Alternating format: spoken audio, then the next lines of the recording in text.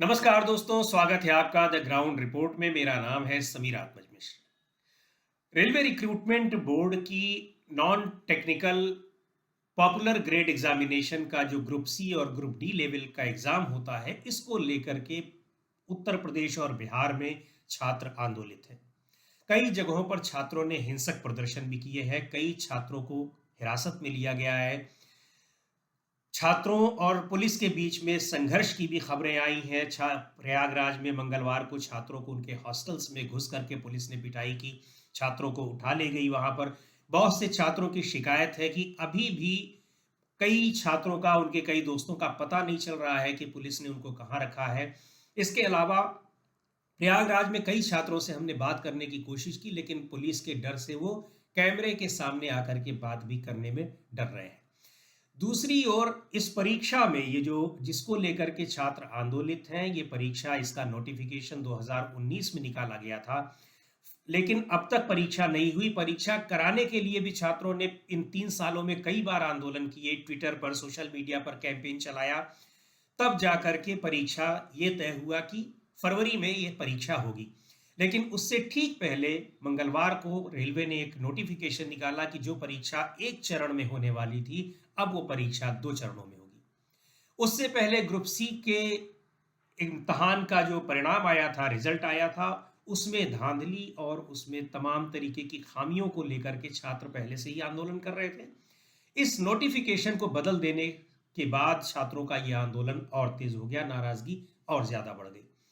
हालांकि छात्रों के आंदोलन के बाद रेलवे ने इस परीक्षा को फिलहाल स्थगित कर दिया है। सरकार ने कहा है कि उसने एक कमेटी बना दी है जो कि इस नोटिफिकेशन को, जो परीक्षा 2 चरणों में अब कराए जाने की बात की जा रही है, इस पूरे मामले की वो जांच करेगी। लेकिन छात्र इससे भी संतुष्ट नहीं है। उनका ये कहना है कि उन्हीं अधिकारियों से जांच कराई जा रही है, उन्हीं से रिपोर्ट ली जा रही है जो कि इस परीक्षा की प्रणाली में शामिल हैं, जो इस परीक्षा को करा रहे थे। इन सारे मुद्दों पर बात करने के लिए हमारे साथ कुछ छात्र जुड़ रहे हैं, छात्रों के साथ आंदोलन करने वाले लोग जुड़ रहे हैं और कुछ युवा संगठनों के लोग हमारे साथ जुड़ रहे हैं। इनसे हम जानना चाहेंगे कि उनकी शिकायतें क्या है और इस तरह की परिस्थितियों में छात्र अपने भविष्य को कहाँ देख रहे हैं। इस मामले पर बातचीत के लिए हमारे साथ अलग अलग जगहों से कई लोग जुड़ रहे हैं। इसमें प्रतिभागी भी हैं, जो छात्र हैं, जो कि तैयारी कर रहे हैं। शुभम यादव, पंकज पांडे हैं, छात्र नेता भी हैं और छात्रों को पढ़ाते भी हैं, स्टूडेंट्स को। गोविंद मिश्रा जी हैं, जो युवा हल्ला बोल नाम के संगठन से जुड़े हुए हैं और ये संगठन इन्हीं प्रतियोगी छात्रों की, युवाओं की, इनके मुद्दों को लेकर के आंदोलन करता रहता है। इनकी जो समस्याएं होती हैं उनको उठाता रहता है। शुरुआत गोविंद जी आपसे हम करते हैं। ये पूरा का पूरा मामला आखिर इतना बढ़ कैसे गया? समीर जी, मैं आपको बता दूं कि 2019 के लोकसभा चुनाव से पहले रेलवे ने बड़े पैमाने पे भर्ती का विज्ञापन जारी किया, जिसमें पीयूष गोयल उस समय के तत्कालीन रेल मंत्री थे। उन्होंने घोषणा किया कि अगले 2 साल में हम 4 लाख नौकरियों पे नियुक्ति देंगे। और अभी तब से अभी 3 साल बीत गए और इनकी जो जुमले थे, वो जुमले सिद्ध हो रहे हैं एक तरीके से कि नौकरियों का वादा वादा ही रह गया। और 2 तरह की परीक्षाओं के लिए उस समय विज्ञापन निकला था, एक एनटीपीसी का, एक दूसरा ग्रुप डी का। एनटीपीसी एग्जाम में पिछले साल उसका प्री एग्जाम हुआ सीबीटी 1, जिसकी परीक्षा के परिणाम अभी 15 जनवरी को जारी हुआ है। और ग्रुप डी में अभी एग्जाम 22 फरवरी से शुरू होना है। इन दोनों परीक्षाओं में विवाद इस तरह आ गया कि जो एनटीपीसी की परीक्षा थी, उसके रिजल्ट में काफी सारी अनियमितताएं थी। रेलवे का कहना था कि जितनी भर्ती है उसके 20 गुना अभ्यर्थियों को हम ये प्री परीक्षा यानी सीबीटी 1 में सेलेक्ट करेंगे, जबकि ऐसा नहीं हुआ। उन्होंने उनके क्लेम के हिसाब से 20 गुना उन्होंने क्रमांक को जारी किया है, जबकि छात्रों की सीधी सीधी डिमांड है कि जितनी भर्ती है उसके 20 गुना छात्रों को चयनित किया जाए सीबीटी 1 में।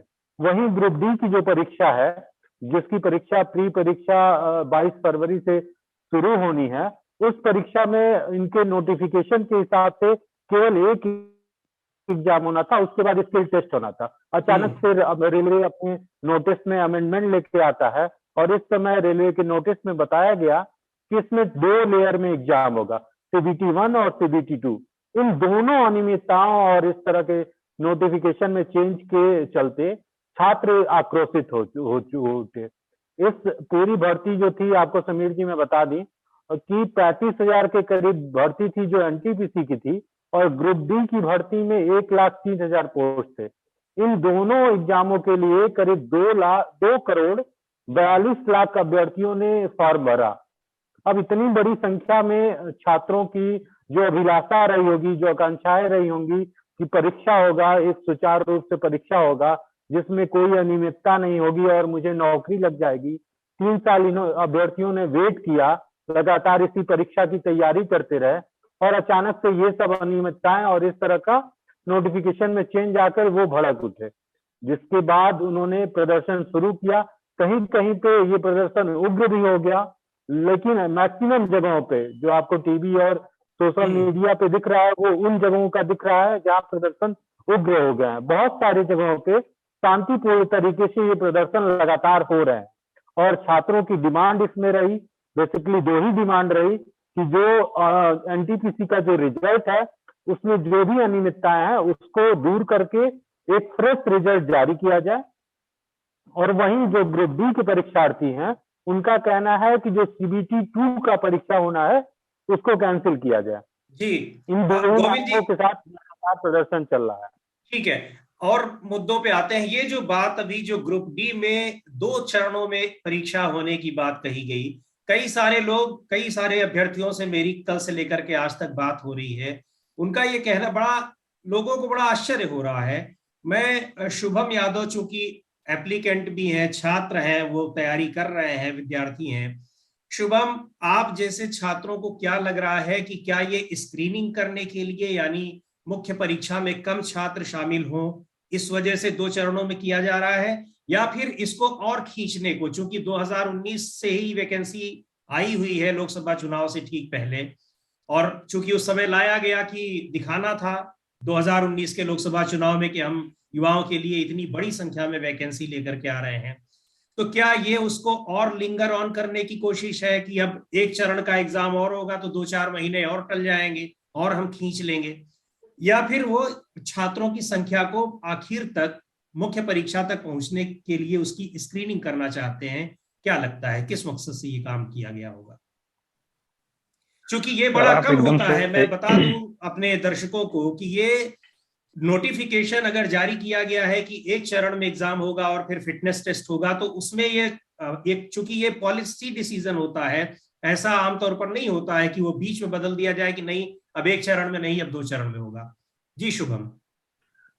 आप एकदम सही कह रहे हैं। ये परीक्षा को आगे ले जाने चाहते हैं, हर लड़का यही जान रहा है और दिमाग में है, क्योंकि बीजेपी की ऐसी पॉलिसी भी रही है जिससे स्टूडेंट बहुत ज्यादा एकदम परेशान हो गया है। आप सोच लीजिए 2019 में निकला है और किसी को भरोसा नहीं 2024 में हमें ज्वाइनिंग लेटर मिल जाएगा। जो हुए हैं, अब इनको पहले नहीं पता था 1 करोड़ कितने लोग हैं ग्रुप डी वाले में। इनको तो सब कुछ पता था ना, फिर आप सीबीटी 2 क्यों करें? ये प्रॉब्लम है। लड़के जान रहे हैं कि एकदम ज्यादा से ज्यादा दूरी ले जाना चाहते हैं, और जरूरी नहीं है कि 2024 में ये ज्वाइनिंग दे दे। हो सकता है वो रिजल्ट दें फिर भी 2026 में जाके ज्वाइनिंग मिले। तो लड़का 8 साल 6 साल क्या करेगा? ये प्रॉब्लम है सबको। अब इनका तो रिजल्ट 2 महीने में आ जाता है चुनाव का। अब लड़का बेवकूफ है, यही करते रहे। हम लोग को यही प्रॉब्लम है कि तो भाई हम लोग की हर भर्ती इतनी आप खींची। शुभम, आप इसी परीक्षा की तैयारी कर रहे हैं, यानी जो ये एसएससी ग्रुप सी की परीक्षा है, या फिर और परीक्षाएं दे रहे हैं, और कब से तैयारी कर रहे हम हैं? हम 2017 से कर रहे हैं तैयारी। इस परीक्षा की भी तैयारी करते हैं, लेकिन हम मोस्टली इंजीनियरिंग बैकग्राउंड के, तो हम वो भी करते हैं, लेकिन देते इसको भी हैं। तो जैसे हम लोग के लिए भी है कि हम लोग इंजीनियरिंग हैं तो हम लोग का तो नंबर आ जाता है, उन लोग के लिए भी थोड़ा प्रॉब्लम हो जाता है। तो अब हम लोग सोचिए, हम लोग इंजीनियरिंग में भी रेलवे के सीनियर सेक्शन इंजीनियर, आईआरएमएस का कोटा जो इंजीनियरिंग सर्विस होता था वो बंद किया गया। तो हम लोग हाँ। कहाँ जाएंगे आखिर? ये सब चीजें हैं। रेलवे को ये प्राइवेट करना चाहते हैं तो बोल दें एक लाइन में, हम प्राइवेट करना चाहते हैं, नौकरी नहीं देंगे, तो लड़का तैयारी नहीं करेगा। आप बता भी नहीं रहे हो और हम लोग को फंसा रखे हो। लड़कों के अंदर इसी चीज का आक्रोश है कि ये केवल बिना बात के टाल रहे हैं चुनाव की वजह से। पंकज पांडे, 2017 से शुभम तैयारी कर रहे हैं, आप भी बहुत सारे छात्रों के संपर्क में रहते हैं, गोविंद जी भी रहते हैं, मैं भी बहुत से छात्रों को जानता हूं। 2017 से लेकर के 22 5 साल में इनको परीक्षा देने का मौका केवल एक बार मिल रहा है, और वो भी मिलते मिलते रह गया। इस तरह की स्थितियां अगर आ रही हैं, और ऐसे बहुत से लाखों छात्र हैं जो कि इलाहाबाद, पटना, लखनऊ, दिल्ली रह करके तैयारी करते हैं, तो छात्रों का क्या कहना क्या है? मतलब उनको क्या लगता है? मान लीजिए वैकेंसी आती भी है तो ये बम्पर वैकेंसी इसको कहा जा रहा है, 1 लाख 2 लाख को नियुक्ति मिल भी जाएगी, 50 लाख की संख्या में छात्र जो तैयारी कर रहे हैं, तो अपना भविष्य कहाँ देख रहे हैं इन स्थितियों में? देखिए, सबसे पहले तो मैं यही बताना चाहूंगा कि ये एक तो 17 के पहले से 2013 में जब एसएससी की पहली धांधली आई थी तो हम लोगों ने इलाहाबाद में प्रोटेस्ट किया था, 14 में किया, फिर लगातार 2013 से बात करूं क्योंकि 2011 में मैं पहली बार अपीयर 12 में अपीयर होता हूँ सीजीएल में। सीजीएल में जब धांधली अंदर हो रही होती तो मैं उस समय, क्योंकि हम लोग नए छात्र थे, तो उस समय कोई बात बोलने पर कोई अगर टीचर डांट देते उस समय हम लोग नहीं बोल पाते ज्यादा। टेट में भी इसी तरह जब मैं बीएड के बाद किया तो वही चीज हुआ। लेकिन जब से ये ऑनलाइन का जिक्र आया तो ऑनलाइन में गड़बड़ी पकड़ना आसान नहीं होता है। आपको मालूम होगा कि कांग्रेस की गवर्नमेंट में एक 18,000 की भर्ती रेलवे की आई थी, तो उसकी परीक्षा इलाहाबाद में 2 सेंटर ब्लॉक किए गए थे, एक इलाहाबाद में तेलियारगंज में और एक राजापुर में। दोनों सेंटर को डिबार कर दिया गया कि ये सेंटर दोबारा नहीं। कांग्रेस की गवर्नमेंट में रेलवे की सबसे बड़ी भर्ती 18,000 की पोस्ट आती, मैं उसमें भी अपीयर हुआ था। उसके बाद मैंने कभी पेपर देने का सोचा ही नहीं, क्योंकि वो जिस सेंटर में पहुंचा था वहां सबके सब दलाल थे और सब ने मुझसे पहले मुलाकात की थी या मैं किसी अन्य लोगों के साथ मुलाकात किया था जो लोग पैसा मांग करके यूनिवर्सिटी में एडमिशन और या अन्य प्रकार के एडमिशन में काम करते थे। तो मैं पहुंचते ही मांग कह दिया कि यहाँ पे सेंटर बुक है, यहाँ पैसा चलेगा, 100% चल रहा होगा। और लकली था कि मैं पेपर देके जब निकलता हूँ दूसरे दिन पता चलता वो सेंटर वो कर दिया गया, डिबार कर दिया गया, पेपर उसका कैंसिल कर दिया गया, बाद में उसका पेपर होता है। ये बात कर रहा हूँ मैं 2013-14 की, मतलब 14 के पहले की बात कर रहा हूँ। 14 के बाद 17 का एसएससी सीजीएल सबसे बड़ा आंदोलन रहता है, उसमें भी यही होता है। मतलब अगर फिजिकली देखा जाए तो 13 से 17 के बीच का जो एज फैक्टर बना, जिसमें बच्चे लोकसभा आयोग के हो, चाहे आयोग के हो, चाहे संघ लोकसभा आयोग के हो, जब परीक्षा में माध्यम बदलता है, सीसैट लागू होता है, तो एक परिवर्तन वो होता है। और दूसरा, जब वो जब 10+2 लेवल या 10+2+3 लेवल परीक्षा छोड़ता है, सोचता है कि चलो भैया हम लोकसभा आयोग की या संघ लोकसभा आयोग की तैयारी करते हैं। हर परीक्षा में एक ही तरह की प्रणाली है, केवल संघ लोक सेवा आयोग ऐसी परीक्षा है या एनडीए है, सीडीएस है, जिसकी चांसेस ये रहते हैं कि कई बार एक बार में डेट आती है, इतने तारीख तक पूरे होने के चांसेस बने होते हैं। वो अभी लॉकडाउन के बाद क्लेरिफिकेशन नहीं दे पाते हैं। एज फैक्टर सभी सब में बनी रही, परीक्षा की सुचारू रूप से कराने को लेकर के रिजल्ट तक सब में कुछ न कुछ ऐसे लूप होल्स रहते हैं जिसको लेकर के हम सब की दूरी बने होने का हम लोग को पता ही नहीं होता है। मैं सीजीएल से लेकर सभी परीक्षाओं में, क्योंकि डायरेक्टली इनडायरेक्टली जुड़ा हूँ, परीक्षा से एज ओवर होना, परीक्षा का मेंस क्लियर, इंटरव्यू लेते लेते 2-2, 3-3 साल बिता जाना, और 2019 से लेकर 2022 के बीच में रेलवे में जो दिख रहा है, तो इस तरह से बच्चा जब एज ओवर हो जाता है तो वो फैक्टर होता है कि आप 1.5 लाख बच्चों को तो सिलेक्शन, बाकी जो ये 90 लाख से ऊपर बच्चे सड़क पे रहेंगे वो क्या करेंगे? तो आप बिल्कुल अगर यही हम सर पंकज जी, यही समस्या है। मैं उसी की ही बात कर रहा हूं कि ऐसी स्थिति में युवा क्या सोच रहे हैं, क्या करेंगे, कहाँ जाएंगे, और क्यों सरकारी नौकरी के प्रति इतना आकर्षण है? आकर्षण की वजह तो एक है कि एक स्थायित्व रहता है और बाकी सारी चीजें रहती हैं। इस पर बात करते इसी हैं। को बता अभी रेल मंत्री ने जो बताना, हाँ बताइए, जी जी बोलिए। हाँ। इसमें कहना चाहूंगा कि ये सलोरी या बघाड़ा क्षेत्र में जो कमरा 5 जानकारी में, वो आज 4,000 से 3,500, 6,000, 8,000 हो गया है। पर बेड 2,500 से 2,600 हो गया है। संवाद एकदम कम से कम हो चुका है। बच्चे इरिटेट, अपराध बढ़ते जा रहे हैं, दलाली बढ़ती जा रही, बच्चा एक दूसरे के एग्जाम की सेटिंग करा रहा है। विश्वविद्यालयों से लेकर के जो स्कूल तक है, सब में क्लासेस, बच्चों का अटेंडेंस केवल लग रहा है, क्लास अटेंडेंस नहीं होती है। अब होता है गांव में बच्चा पढ़ रहा है, शहर में तैयारी कर रहा है। ये सब सरकारी खुराफात का जो भोगी हो रहा है वो छात्र हो रहा है।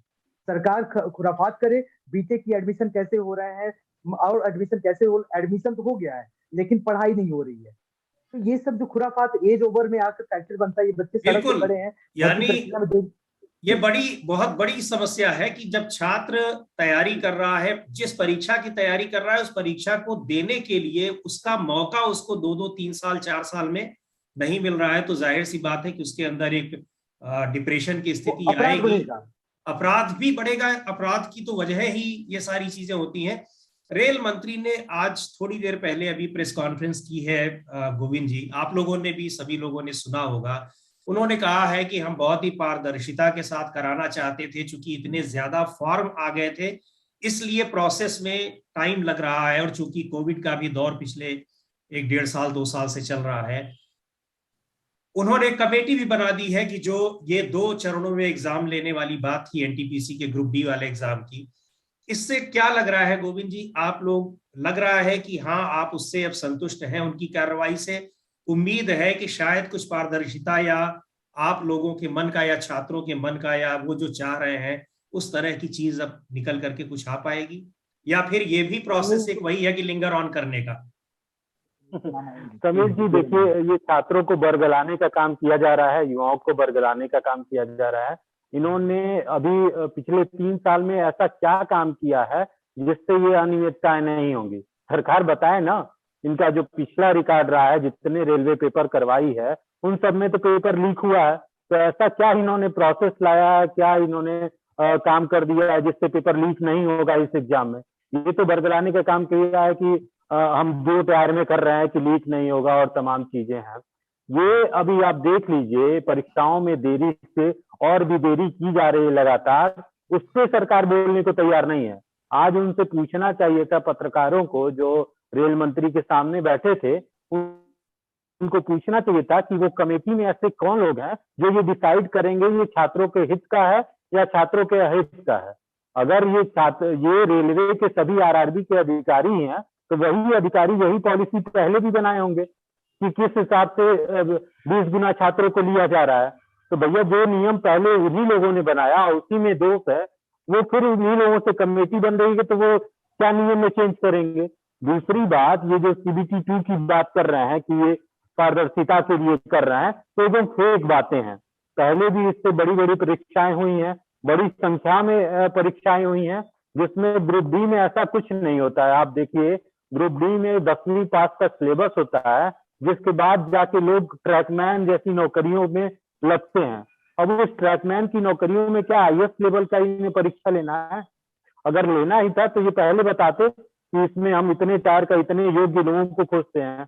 अब देखिए, उसमें PhD टाइप के लोग भी करके वो पहुंचे होंगे। ये सरकार का ही फेल्योर है और ये पॉलिसी लेवल का है। सरकार की पॉलिसी में इनके साथ न्याय करना नहीं है, इनको बरगलाना है। जी, मैं शुभम से एक बात पूछना चाह रहा हूं। इतनी बड़ी संख्या में वैकेंसीज हैं रेलवे में निकल रही हैं, यानी इसका मतलब जब 3 साल पहले वो निकाली गई थी तो इसका मतलब इतने लोगों की जरूरत है वहां पर। तो इतने लोगों की जरूरत है फिर भी आप नहीं भर पा रहे हैं, तो काम कैसे चल रहा है? क्या वास्तव में सुचारू रूप से काम चल पा रहा होगा, या फिर ये क्या लगता है कि इसमें ये अगर देर कर रहे हैं तो इसमें रेलवे का भी तो नुकसान है, रेलवे को भी तो दिक्कत हो रही होगी। फिर भी क्यों, जो अगर पॉलिसी लेवल की बात आपने की गोविंद जी, तो क्यों फिर देर कर रही है जब खुद उसका भी नुकसान है? उसके पास भी तो मैन पावर की जरूरत होगी तभी वैकेंसी निकाल रही। अब देखिए, ये तो अब सरकार को देखिए, आप जितनी भी चीजें देश में प्रॉफिट में चल रही थी, रेलवे प्रॉफिट में चल रहा था और बहुत ही प्रॉफिट मेकिंग ऑर्गेनाइजेशन था, इसको ये किसी अडानी अंबानी को बेचने के फिराक में है, उसको प्राइवेट किया जा रहा है। केवल रेलवे नहीं, देश में तमाम PSU जिनका प्राइवेटाइजेशन हो रहा है, उनमें एक आप लगातार एक सिमिलरिटी देखेंगे। जो भी ऑर्गेनाइजेशन प्रॉफिट में चल रही है उसको प्राइवेट किया जा रहा है, और जो ऑर्गेनाइजेशन जो लॉस में प्राइवेट ऑर्गेनाइजेशन चल रहा है उसका राष्ट्रीयकरण हो रहा है। तो मुनाफे का ये निजीकरण और घाटे का राष्ट्रीयकरण करने पे तुली है। इससे सीधे सीधे शब्दों में कहा जाए, हमारे जो राष्ट्रीय अध्यक्ष हैं वो इसके लिए एक अलग से टर्मिनोलॉजी दिए हुए हैं, अनुपम जी ने इसमें दिया कि मोडानीकरण किया जा रहा है। ये पूरे चीजों का ये जो सरकारी उपक्रम है, इसका मोडानीकरण किया जा रहा है। जो भी चीज फायदे में है उनको भाई दास्ता में पहुंचा दे रहे हैं कि भैया लो तुम प्राइवेट कर दो। ONGC जैसी संस्थान को ये प्राइवेट कर रहे हैं और जियो को अब मुझे लग रहा है कुछ दिन में ये सरकारी कर देंगे। वही तो जो अभी शुभम कह रहे थे, शुभम का ये कहना मुझे सही लगा कि भाई आप करना ही चाह रहे हैं तो आप कह दीजिए ना, पचासों लाख की संख्या में छात्रों को आपने क्यों एक अधर में रखा हुआ है?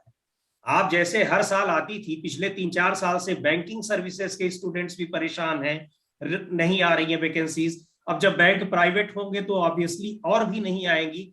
तो अगर आपको करना है तो आप करिए, तो कम से कम इतनी बड़ी संख्या में जो छात्र लगे हुए हैं तो उनको तो एक क्लैरिटी हो जाएगी कि अब हमको नहीं जाना है उधर, जब कुछ है ही नहीं तो।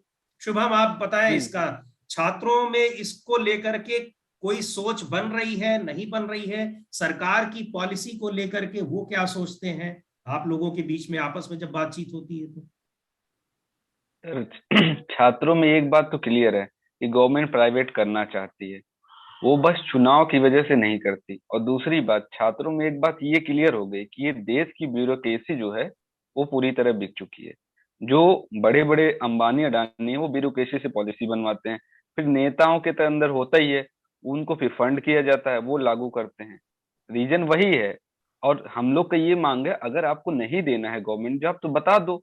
और लेकिन हर एक एजुकेशन लेवल पे एक मिनिमम वेज फिक्स होना चाहिए, तब हम जाएंगे ना प्राइवेट की तरफ। हम क्यों जाएं प्राइवेट की तरफ कि हमें, अगर एक ग्रेजुएशन लड़का है उसको 5,000 मिल रहा है तो वो क्यों जाएगा?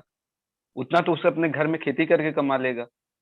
प्रॉब्लम यहाँ है कि इनकी पॉलिसी तो फिक्स वही तो नहीं है। हम सरकार तो प्रायोरिटी। कहती, सरकार का तो कहना ही यही है कि आप लोग नौकरी को ही रोजगार क्यों देख रहे हैं? आपने जो कहा कि घर पे खेती कर लेगा तो आप करिए खेती। सरकार तो इस चीज को प्रोत्साहित कर रही है, सीधे तौर पर भी कह चुकी है कि पकौड़ा तलना भी रोजगार है। तो युवा क्यों नहीं जा रहा है वही उस तरफ? तो, नहीं तो जब इनको यही करना है तो ये वैकेंसी जो निकाले थे रेलवे की, पहले ही बोल देते नहीं निकालेंगे। जब इंसान के पास अपॉर्चुनिटी देखी गए, हर जी। आदमी सिक्योरिटी चाहता है, तो खेती तो अपनी घर की ही है। आदमी जब चाहेगा तब कर लेगा, वो कुछ नहीं। क्या 30,000 की नौकरी में कुछ हो नहीं जाता आदमी, लेकिन सिक्योरिटी चाहता है। हर इंसान प्रॉस्पर होना चाहता है कि भाई हमारा भी समाज में कुछ इज्जत रहे। आप प्राइवेट जॉब करके उतनी इज्जत नहीं पा सकते हैं। और रही बात, अगर आप पेमेंट सही रखो, ग्रेजुएशन के लिए कम से कम 30 रखो, तो कौन नहीं करना चाहेगा। और रेलवे की रही बात, आप कह रहे हैं कैसे चल रहा है। प्रॉब्लम ये है कि आप देख रहे होंगे अभी रेलवे दुर्घटना हुई, वो इंजीनियरों की कमी की वजह से हुई। और दूसरी बात है, रेलवे में छोटे छोटे फॉर्म में टेंडर निकाला जा रहा है आउटसोर्सिंग का। जी। ठीक। जो इंजीनियर को 50,000 मिलता है उसको पंद्रह आ रहे हैं हजार दे पंकज जी, के आपके काम पास आ रहे करवाया हैं। जा। हम्म। ये और प्रॉब्लम चलिए है, जी गवर्नमेंट जी पूरी एकदम चैनलाइज तरीके से प्राइवेट कर रही है। और लोग, लड़के तो समझ रहे हैं, लेकिन ये जो कुछ मीडिया है वो दिखाते नहीं है, क्योंकि उनको भी कहीं ना कहीं से फंड मिलता है। सब बिके हुए हैं और छात्र प्रायोरिटी पे नहीं है, सबसे बड़ी बात ये। छात्र प्रायोरिटी पे नहीं है, बिल्कुल सही बात है। और मैं छात्र, आप छात्रों के प्रतिनिधि हैं और आप बल्कि सारे लोग छात्रों के प्रतिनिधि हैं। इसमें छात्रों की भी बहुत बड़ी कमी है।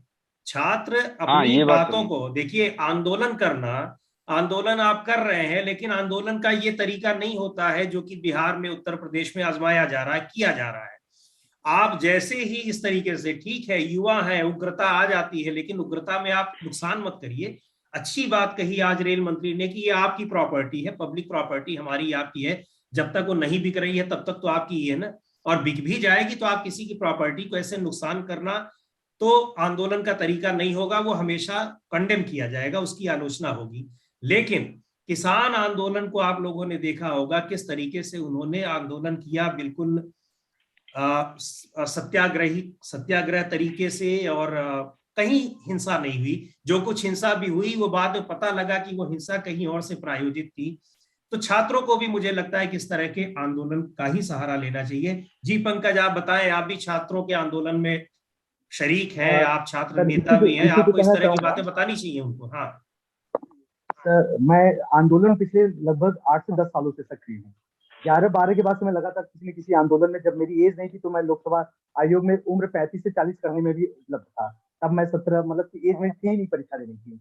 लेकिन जो मामला, ये केवल एक परीक्षा, केवल एनटीपीसी और ग्रुप डी तक ही सीमित नहीं है। यह राज्य सरकार की जो नौकरियां होती है प्रत्येक राज्य की, ये चाहे राजस्थान का मैटर हो, चाहे हरियाणा का मैटर हो, चाहे ये बिहार का मैटर हो, चाहे बिहार का मैटर हो, उत्तर प्रदेश का, चुनाव के पहले कोई वैकेंसी लाना और चुनाव में लटकाए रहना, चुनाव के बाद भी क्लियर ना करना, ये एक का ट्रेंड है। क्योंकि चुनाव के पहले वैकेंसी लाई जाती है कि एक हिस्से को हम कवर कर लेंगे, चुनाव के दौरान ये वैकेंसी भी फिर जाति आधारित वोटिंग और जाति आधारित टिकट बंटवारे को लेकर, और जिस एरिया में गुंडागर्दी चलती है उस एरिया के तौर पे वो अपना टिकट बांटते हैं। सीट मिलने के बाद वो जो वहाँ प्रतिनिधि होता है वो भी कहता है भाई हमको जो टिकट मिला है, हमने 2 करोड़ दिया है, 1 करोड़ दिया है, 50 लाख दिया है, तो हमें आपसे क्या मतलब, हम क्यों आपके पास आए? तो एक कारण भी होता है कि हमारे जो पॉलिटिकल विल है, अपोजिशन की फेलियर और पोजीशन पे लगातार फेलियर वर्क करना। तो अपोजिशन की फेलियर होना ही एक बड़ी समस्या है। आज प्रियंका गांधी आकर के प्रियंका गांधी को ये बात आभास हो चुकी है कि छात्र में यूनिटी है, छात्र का आंदोलन लगातार चल रहा है। उन्होंने सबसे पहले भर्ती विधि ले आकर के एक प्रक्रिया बताई कि हमारा कुछ ये एंगल है। गोविंद जी हैं, गोविंद जी, क्योंकि मैं गोविंद से बहुत परिचित नहीं रहा हूँ पहले, लेकिन गोविंद जी भी क्योंकि हम लोग के आंदोलन से, जिस आंदोलन में हम लोग सक्रिय रहे, वो दिल्ली के तौर पे सक्रिय थे। दिल्ली में और इलाहाबाद में 30 दिन आंदोलन, एक भी दिन हिंसा नहीं होती, एक भी दिन। पुलिस को हम दूर खड़ा करके आंदोलन को चला रहे होते हैं, और 30 दिन में 16 मार्च का सबसे बड़ा आंदोलन, 20,000 बच्चे सड़क पे खड़े थे, लेकिन एक पुलिसकर्मी का कभी कोई नहीं कह सकता कि वहां पे हिंसा हुआ। दिल्ली में एक दिन का आंदोलन रहता है, वहां गोविंद जी भी उपलब्ध थे। केवल छोटी सी बदमाशी में आज पूरा आंदोलन बढ़ जाता। एसएससी सीजीएल का बड़ा आंदोलन था, गोविंद उपलब्ध थे, बहुत सारे छात्र उपलब्ध थे। उसके बाद से बहुत बड़े छात्रों ने एसएससी छोड़ दिया, आ गए सब लोक सेवा आयोग की परीक्षा की तैयारी करने। आंदोलन तो हम लोग लगातार देख रहे हैं, लेकिन आंदोलन से एक नेता तो निकलता है, 2 नेता निकलते हैं, लेकिन जब प्रोफेशनल नेता तो निकालने के आंदोलन चल रहे होते हैं, उसमें छात्र का नुकसान होता है। उस छात्र को कौन बात करता है? जो छात्र जेल में बंद हो जाता है उनकी कौन बात करता है? जिनका संगठन सक्रिय हो जाता है, वो संगठन के तौर पे सक्रियता होते हैं, हम नेता बन जाते हैं, हमें नेता का टिकट मिल गया, हमको 10 लोग जानने लगे, हमें समाचार चैनल बुलाने लगा, लेकिन वो छात्र कहाँ गया?